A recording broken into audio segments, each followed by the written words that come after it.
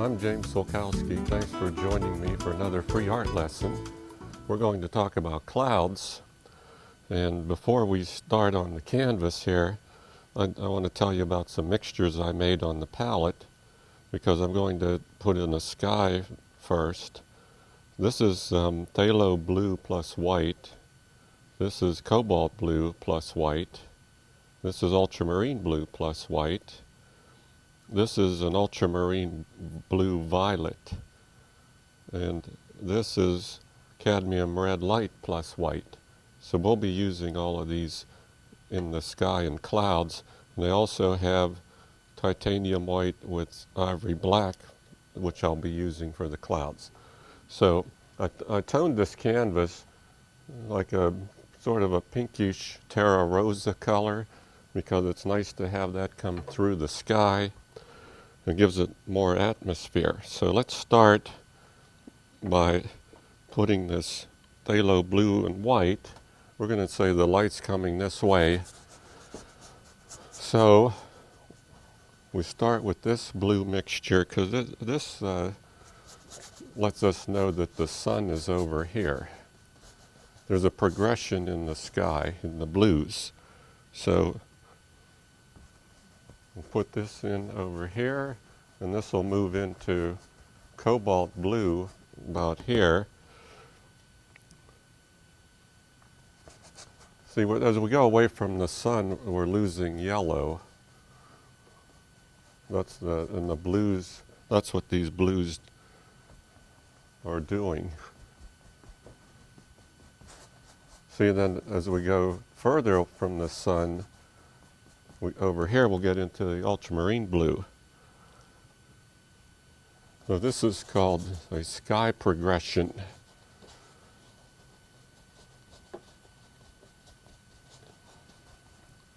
Every landscape painting should have a sky progression. As you know, as we're going towards the sun or away from the sun, and then there's a progression again if the sun is behind us. But we're not going to talk about that right now. But we're concerned with the sun being over here. And as we go down towards the horizon, we'll say that pink will come through. So let me just scrub around here and let that pink come through. See, like that. There's my cobalt.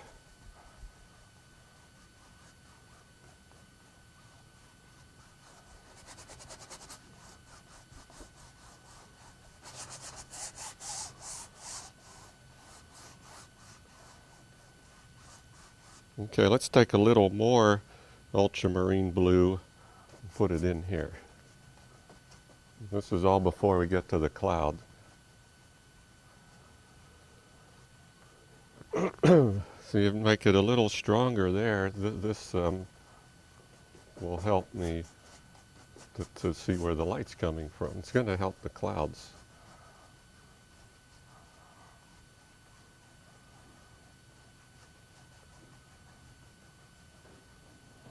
You get a dry brush.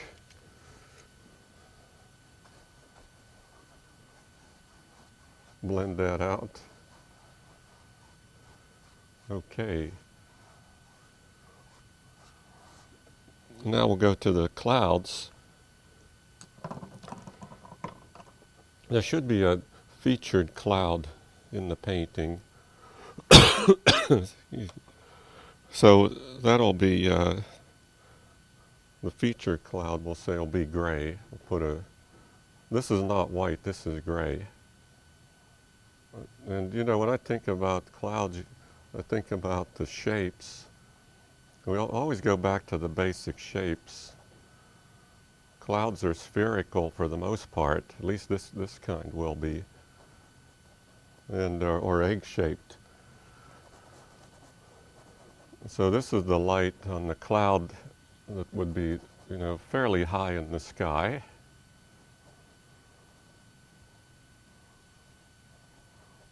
So if it's an egg shape, this is a spherical shape. When the light hits this side of the sphere, that's where we'll see the light. See?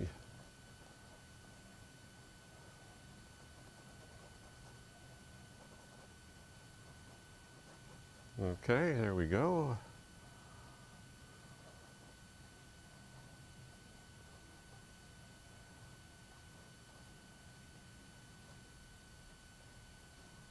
That's why it helps also to know where the sun is coming from.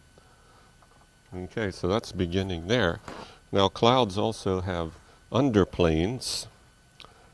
So there's a violet here. So we'll go underneath this cloud, put a shadow.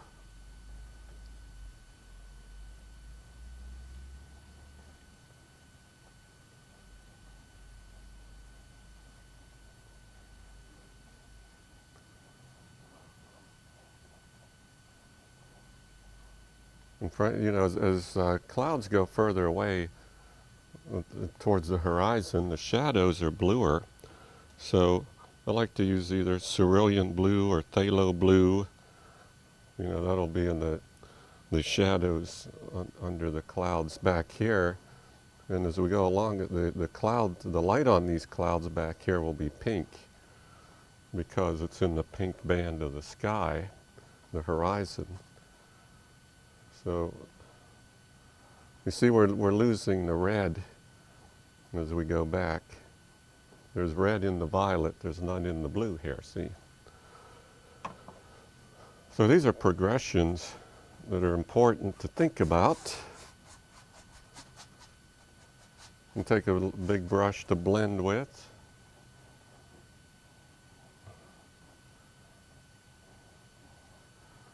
Okay, now as we keep this idea going, we could take a darker gray. This is just ivory black and white. You don't want this to be too dark, but let's say there's a cloud overhead in front of the sun.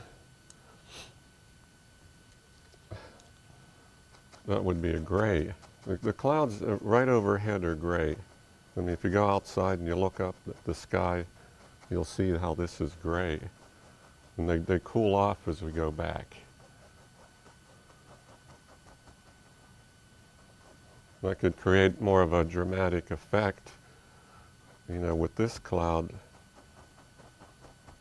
the light on this cloud behind that cloud.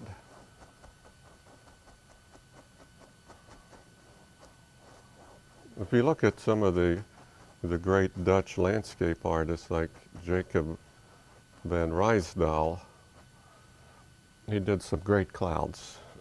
A good artist to study. See, so that's coming in there.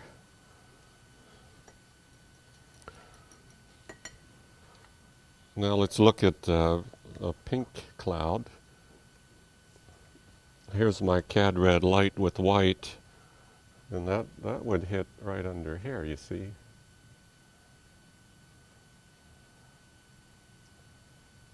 I'm thinking like afternoon light here.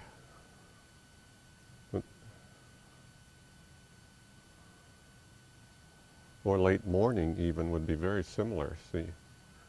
Early morning would be another palette of color, but so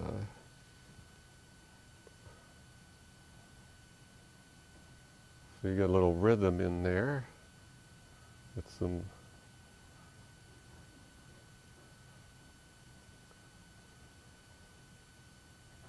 you know, a painting can be a cloud painting or if you do a landscape, I'd never paint the cloud white if we're featuring a landscape, but if we're doing a sky painting, then I'd say go right up to white here.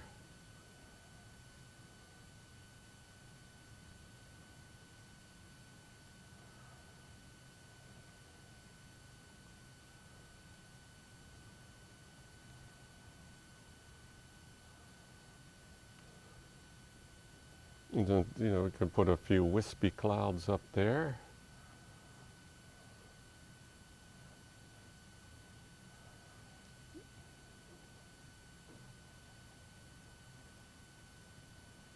And I think to enhance the pattern of the clouds, we'll even get the color richer. I can go back into that sky and put some more cobalt blue. Let's take some fresh cobalt blue right off the palette here and get a deeper blue behind that cloud, see?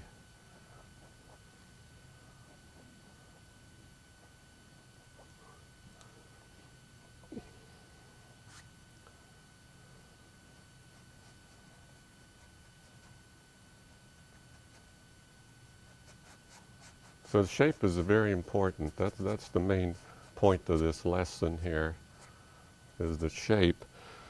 We're talking color too, but the shape is the key to getting the cloud,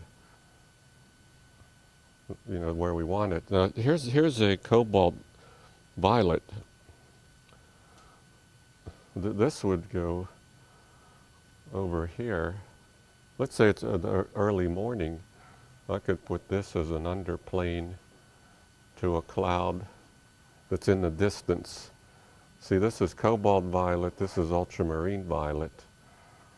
And so it just has a little more red in it towards the sun.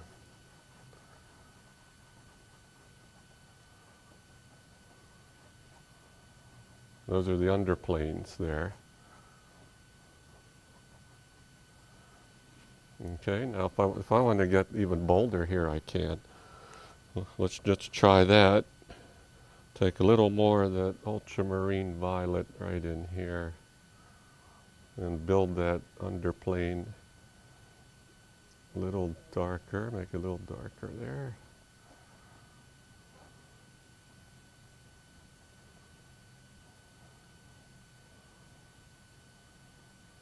And then we blend it.